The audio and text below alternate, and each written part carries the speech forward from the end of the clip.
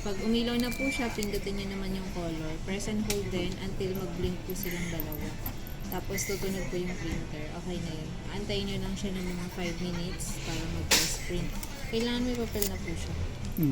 Paano pala tanggalin yung ink? Yung ink, Ito. tanggalin po. Bubuksan lang. Ito sanggal. Ayun, ganun lang. Ganyan lang siya. Tapos pagsasara nyo po ganun. Ganun lang. Ganun lang. Dali lang siya. Hindi, kala ko ugutin pa nga. Hindi na po. Naka-built-in po yan. Tapos, ito po yung tray. So, pag nag-initialize na po siya within 5 minutes, kailangan may ready na po kayo na papel. Nakabang na. Apo. Ang sagad po ng papel dito, diyan. Kasi ito po yung pang-adjust nyo. So, kung short yung gamit nyo, ito po, adjust nyo lang. Pag A4 hanggang dito. Ay, Pag mga long naman po, adjust nyo to. Kasi pwede naman po siya mag-print up to long or size, legal size. Yan po. Pero kung usually A4 lang naman po, hanggang Ganyan dito, lang. hanggang dito po siya. Tapos pwede po kayo maglagay din up to 150 sheets na papel. Tapos ang feed niya po is pag ganon. Dito po yung nabasa iba. pag ganun siya. Pag ganon, paikot po siya.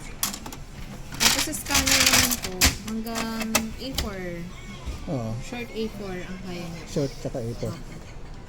Tapos meron din po siya dito sa likod. Ito naman po is para sa mga photo papers, special manual paper. feed. Opo, manual feed po siya. Isa-isa lang po ang lagay dito. Yan po. Basta Basta yung mga kapal. nakapal dito. Kasi pag dito kasi hindi niya kaya i-feed. So, meron po siya dito sa likod. Special paper. Opo. Tapos automatic din po siya kapag naglagay kayo. Ito yung madidetect niya. Ano po siya. Auto-detect siya. Opo. So, dito po siya kukuha. Kaya i-open nyo lang po siya kapag gagamitan nyo lang ng nakapal. Ay, ibig sabihin pag in-open mo siya, mag-on na siya yung Hindi naman. Pag naglagay na kayo. pag naglagay na. Pero pag kasi pag hindi nyo masyado gagamit, close na kasi para yung iba po kasi di ba nalalaglagan ng mga kung ano. Dumi, Close na lang siya. Yan po. Pag nag-jump po, ito po. Yan. Jump. Jump. Press Pag nyo kinain lang. naman. Apo. Tapos ito sir, natatanggal to ng buo. Tanggalin nyo lang yun. Okay. Nakita nyo po siya.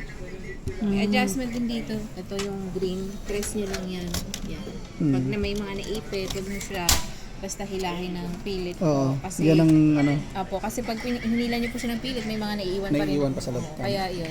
Ano nyo na lang po. Press. Kasi lang. Para pagka po, luluwag na po yung roller niya. Ito na po yung... Tapos pagbabalik yung patong nyo lang po siya. Kasi, Okay. Good. tapos pag nag-test print yun sir, okay na yun. Ang gagawin nyo na lang po, i-install nyo yung driver niya sa Google or Ano, do-download mo? Apo, i-search nyo lang to sir yung DCPT430 Model tapos dugtong nyo ng installer sa laptop po or desktop. Tapos pagka-download nyo po, i-run nyo na siya dun sa computer or laptop. Ito po may cable siya. Pero pwede nyo po yan i-wireless. Wireless printing pwede. Apo, kunwari, nakakonect po yung laptop dun sa wifi. Okay. Piliin nyo po yung wireless setup kung gusto nyo po. Pag cable, pwede rin naman. Igamit naman kayo ng ganito. Tapos sa cellphone po, pwede rin po yan. Download kayo nitong app. Ito. Rather mobile po. Okay. Para kunwari may mga documents kayo sa phone, pwede na rin po siya makapag-print dito. Kahit wala na computer. Pati scan po pwede rin dyan. Tapos, kailangan connected din sa wifi. I-add nyo siya via wifi. Okay. Okay na po yun.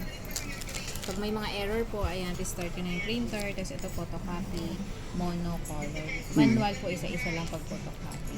Tapos wifi, pag nag-download kayo ng application sa phone or sa computer, may ipipress kayo ito wifi. Kailangan mag-blink po siya. Ipipress nyo siguro mga 2 to 3 seconds until mag-blink din po siya ng katulad. Ibig sabihin connected na siya. Oo, para mag-on lang po siya. Okay. Tapos kailangan niya mag-sync din sa computer or sa phone.